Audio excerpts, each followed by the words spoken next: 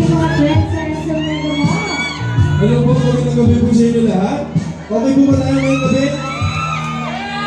Handa na po ba lahat masaktan?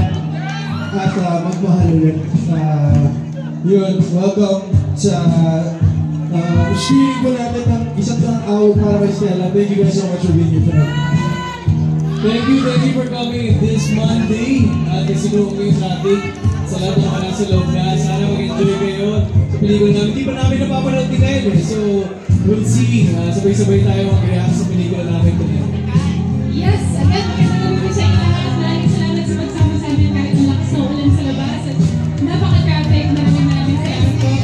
Sana gusto ko itong munting pelikula namin.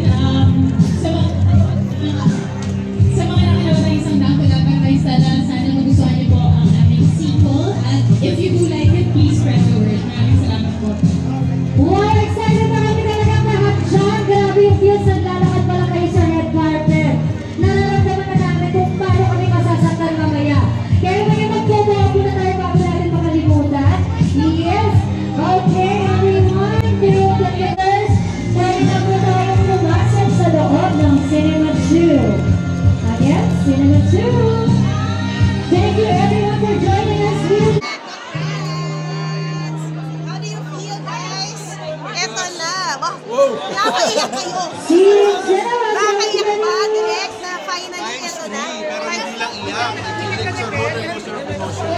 Oo. Para kailangan natin to ngayon. Diba, Bella? Parang sa mga pinagdadaanan natin as a nation, kailangan natin to. Kailangan natin umiyak ngayon. Ngayong araw na to, ngayong week na to, kailangan natin umiyak. Oo. Pero yung iyak natin para sa 100 awit. Diba? Grabe. Yeah, but really, syempre Kyle throwing into the mix. Tapos na, mapapanood na namin to. Ano na gusto mong, ano ba, mahihit ka ba namin? Malalove ka ba namin dito? Tingnan po natin. Wala po ako masabi sa ngayon kasi hindi ko pa napanood. Pero sana makabawi mo lang ako sa dulo. Direct. Nako! Direct, grabe. Ay, sobrang pogi ni Kyle sa screen, hindi kayo maiinis. Ayun pala yun. Sobrang excited ako mapanood yung performance ni Kyle dito. Oo. Gusto ko yung Pahari Styles look mo ngayon. Yeah! As a rocker talaga, in character kayo. Stella, tell us about the cats. Yes, wala. Stella ako sa isang dangtula para kay Stella, the OG. That's me today. Oh my gosh. But really, of course, just yung ano lang, no, yung journey towards this second installment, how was it for you?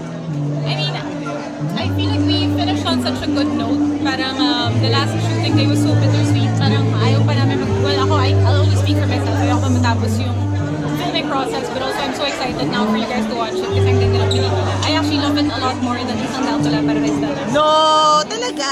Like in what way? Kasi diba usually pag OG, pag yung una mong ginawa, may sentimental. Nag-grow yung movie with us. That's all I'll say. JC? Hindi pa napapanood na. Talaga? Ako pa lang. Bakit? Kaya mo? Ba't ikaw pala? Yes, I cried so much. Oh yeah, yung advanced screening. I didn't even cry dun sa nakakaiyak moments. I cried out of pride because the movie was so beautiful. I cried because I'm so proud of the Jason Paul.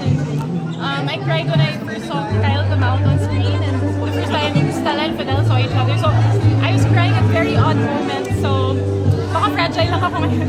Bella, comment mo ng Hollywood movie yung kalaban mo, Conjuring.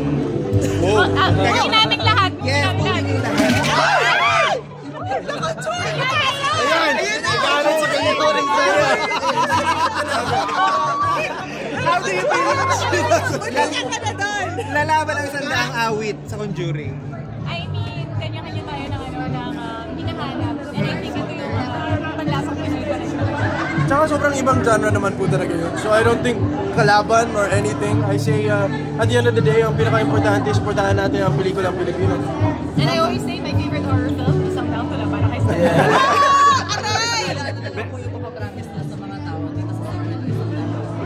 Ang masasabi ko, hindi kayo lalabas na masasabi niyo dapat hindi na lang kami gumawa ng sequel. Hindi man dumudugo. You will think na, okay, tama na gumawa sila ng sequel and I love the sequel. Si Foster Kyle, kung masasabi mo.